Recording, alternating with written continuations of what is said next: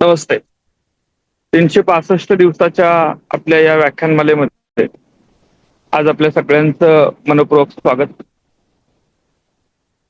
नातेसंबंधांमधला जो भाग आपण या ठिकाणी बघतोय त्याच्यामध्ये आजचा जो विषय आहे तो एकतर्फी प्रेम आणि त्याच्यातून निर्माण होणारे धोके या विषयावर आपण बोलणार आहोत. गेल्या सत्रामध्ये आपण जे या ठिकाणी माहिती घेतली त्याच्यावर आपण चर्चा केली, त्याचा पुढचा भाग म्हणून आपण या ठिकाणी या विषयावर बोलतोय. साधारणतः तुम्ही ज्या वयामध्ये आता आहात तर जी आपली जनरेशन आहे या जनरेशनमध्ये प्रेम आणि प्रेमाच्या संकल्पना ह्या अत्यंत वेगानं बदलत चाललेल्या आहेत प्रत्येकाच्या ज्या असतील त्या. आणि नैसर्गिक असणाऱ्या या सगळ्या ज्या काही भावना आहेत या भावनांचा बऱ्याच ठिकाणी बाजार होत असलं ते आपल्याला बघायला मिळतं. मी बाजार या अर्थानं म्हणतो कारण की आपल्याला ते सिंबॉलिक पद्धतीनं व्यक्त होण्याचं त्या सिंबॉलिक पद्धतीनं त्या गोष्टी मांडण्यामध्ये जास्त या ठिकाणी प्रथा किंवा प्रघात पडत असल्याचं बघायला मिळतं.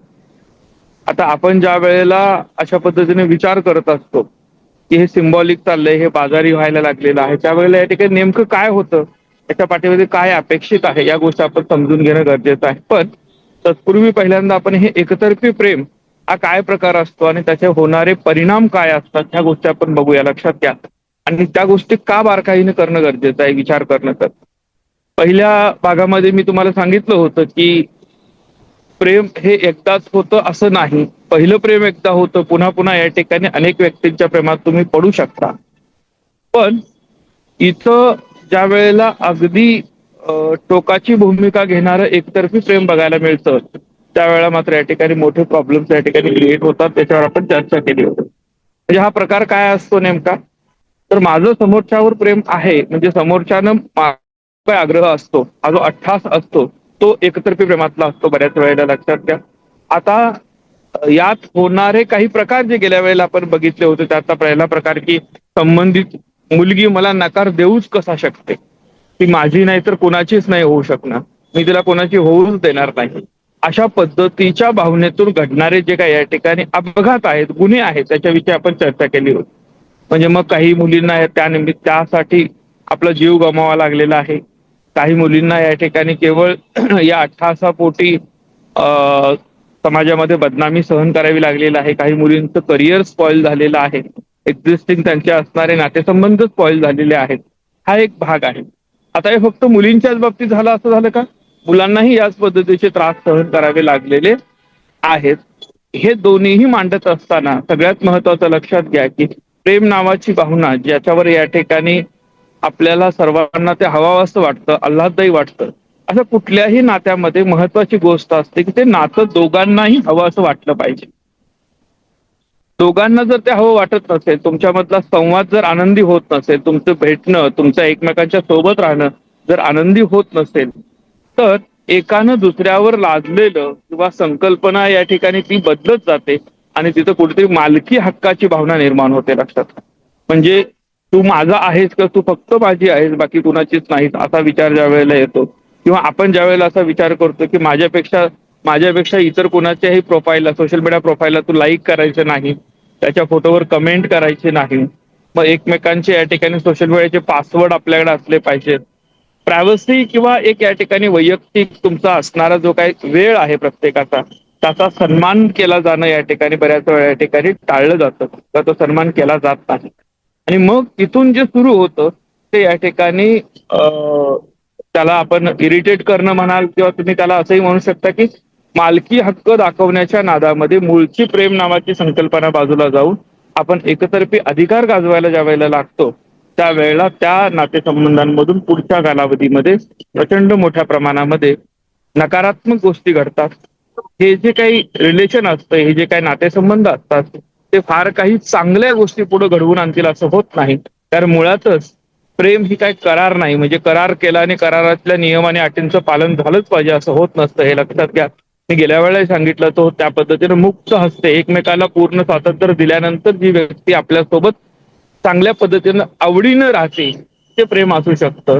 लग्नांमध्ये मात्र या ठिकाणी तुम्हाला तो स्कोप नसतो. लग्न एकदा केलं म्हटलं की तो नियम अटी आहे, त्याला समाजाची बंधनं आहेत, ती तुम्हाला फॉलो करावीच लागते. मग अशा वेळेला आपल्याला दाखले कुठले दिले जातात की मला समोरची व्यक्ती आवडते, मग काय करायचं? ते आवडते की तुमची आवड आहे. समोरच्या व्यक्तीला जर करता तुमच्यामध्ये इंटरेस्ट नसेल, त्याच्या चॉईस वेगळ्या असू शकतात, त्याचे विचार वेगळे असू शकतात, त्याच्या अडचणी काही वेगळ्या असू शकतात, लक्षात घ्या. आणि ह्या जर आपण स्वीकारत नाही नसताना आपण आपलं प्रेम आहे म्हणून समोरच्याला जर करता या ठिकाणी बांधून ठेवण्याचा किंवा अट्टहास, म्हणजे बऱ्याच वेळा ब्लॅकमेलिंग सारखे प्रकार आपल्याला बघायला मिळतात की तू माझ्यासोबत जर का रिलेशन ठेवले नाहीत तर मी तुझे चॅटिंग या ठिकाणी व्हायरल करेल, मी तुझे फोटो टाकेल, व्हिडिओ व्हायरल करेल, तुझी इमेज बदनाम करण्याचा प्रयत्न करेल.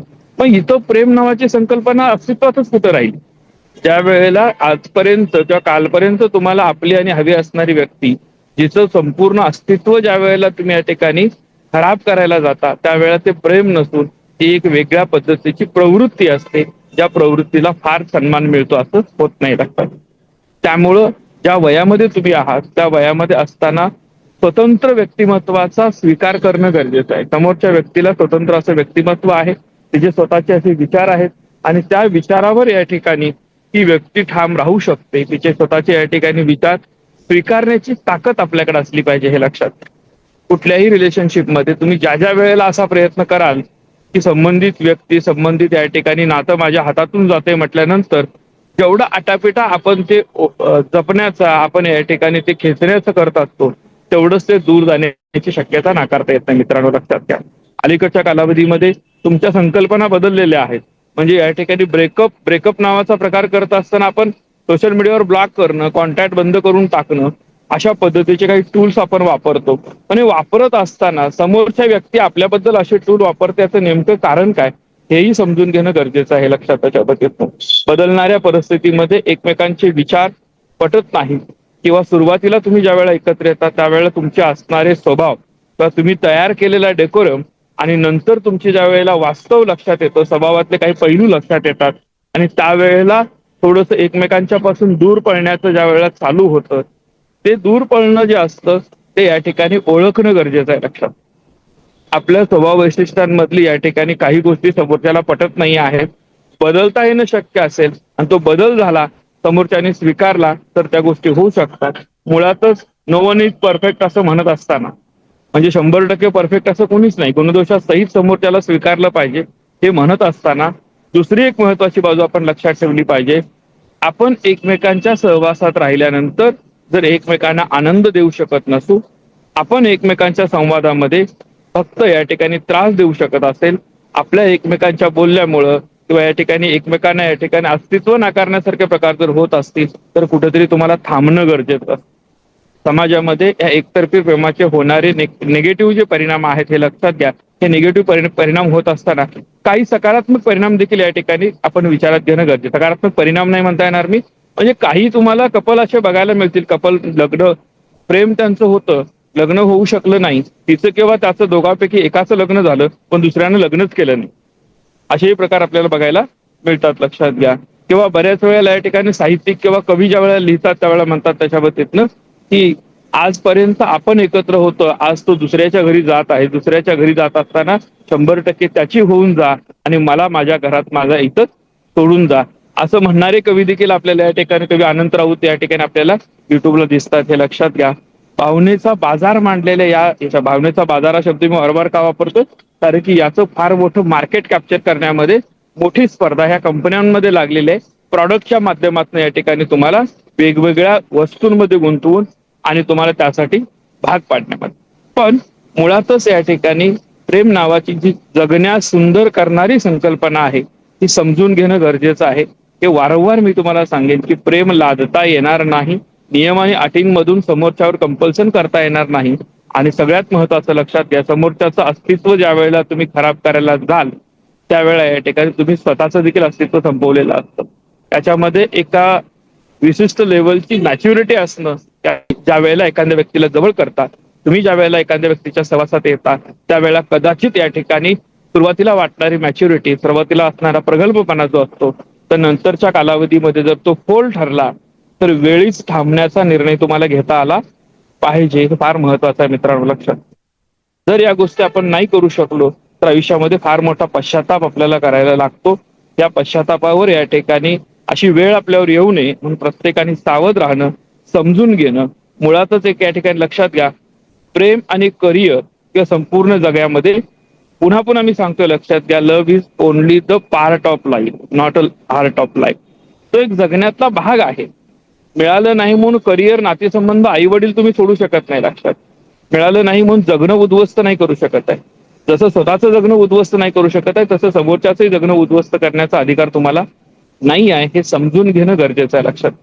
त्यामुळे मित्रांनो, आज या सेशनला मला जास्त वेळ द्यायचा होता, पण थोडस प्रवासासाठी म्हणजे मी आता मुंबई इंटरनॅशनल एअरपोर्टला थांबलेलो आहे.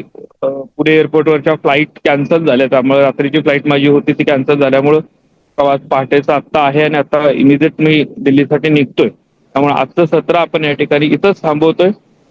हे सत्र पुन्हा रेकॉर्ड करून पूर्ण व्हर्जन मध्ये मी पाठवतो, हे लक्षात घ्या. तर आज उपस्थित सगळ्यांचं मनपूर्वक मी या ठिकाणी आभार मानतो आणि हे सत्र इथंच संपलं असं जाहीर करतो. याचं पूर्ण व्यवस्थित रेकॉर्डिंग पूर्ण सत्राचं जे आहे ते तुमच्यासाठी पुढच्या 1 ते 2 दिवसामध्ये उपलब्ध करून देईल. धन्यवाद.